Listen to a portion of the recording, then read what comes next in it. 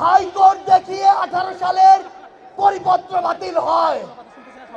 June 6 এই শহীদ মিনার থেকেই যৌক্তিক কোটা সংস্কার আন্দোলন শুরু হয়।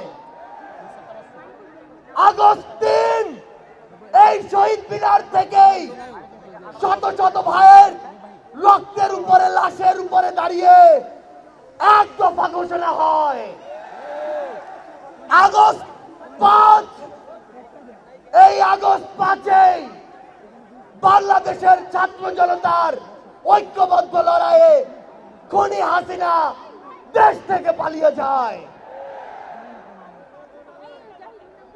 ওই জুন 5 থেকে আগস্ট 5 যে লড়াই, সে লড়াই কি শেষ হয়ে গিয়েছে? আমাদের সংগ্রাম কি শেষ? আমাদের সামনে এখনো খুনিরা, খুনিদের দোসররা এখন উন্মুক্ত ভাবে চলাফেরা করে। যারা আমাদের ভাইদের হত্যা করেছে, ওই ছাত্রলীগ, যুবলীগ, আওয়ামী লীগের সন্ত্রাসীরা, তারা এখনো বিভিন্ন দিক থেকে আমাদেরকে দেখে আর মুচকি হাসে। এই খুনিদের বিচার হতে হবে কিনা?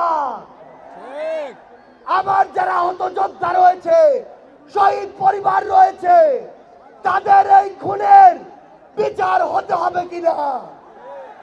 আমরা অবিলম্বে অন্তর্বর্তীকালীন সরকারকে একটি আহ্বান জানাতে চাই।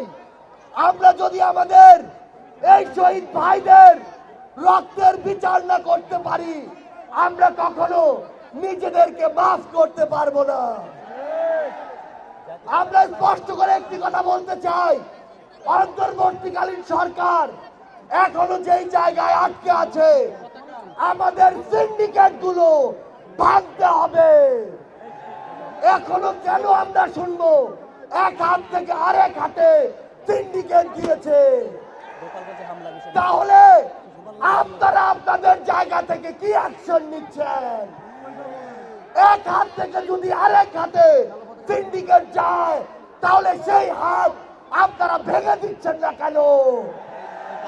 আমরা অন্তর্বর্তীকালীন সরকারকে আরেকটি স্পষ্ট আহ্বান জানাতে চাই, সেটি হচ্ছে আমাদের এই বাংলাদেশ সকল দেশের সাথে বন্ধুত্বপূর্ণ পররাষ্ট্র নীতিতে যাবে, কিন্তু সেই বন্ধুত্বপূর্ণ পররাষ্ট্র নীতির সুযোগে কেউ যদি মাথায় উঠে বসে, আমরা তাকে মাথা থেকে মাটিতে ফেলে দিতে বিন্দু মাত্র দ্বিধা করব না।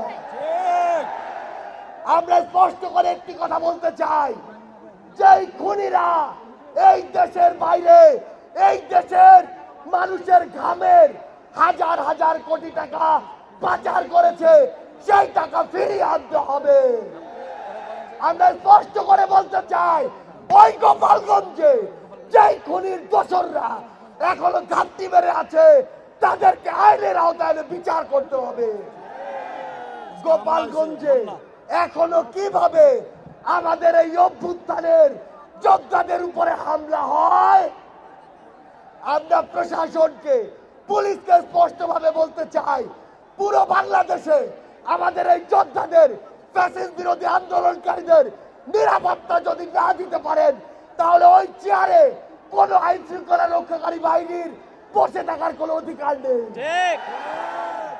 আমরা স্পষ্ট করে শুধু একটি কথাই বলতে চাই, আমরা এই অন্তর্বর্তীকালীন সরকারের কাছে আমরা এই গণহত্যার বিচার চাই। আমরা সিন্ডিকেট থেকে আমাদের মানুষের মুক্তি চাই। আমরা পাচারকৃত অর্থ ফেরত চাই। আমরা দ্রব্যমূল্য নিয়ন্ত্রণ করে মানুষের স্বস্তি চাই। আমরা আহত যোদ্ধাদের সুচিকিৎসা চাই।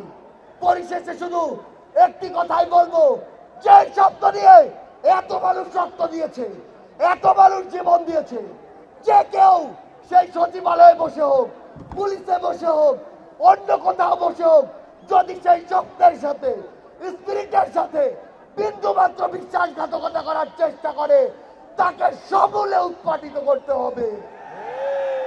আমাদের আবারও দেখা হবে সংগ্রামের লড়াইয়ে অথবা রাজপথের বিজয়ে। ইনকিলাব জিন্দাবাদ।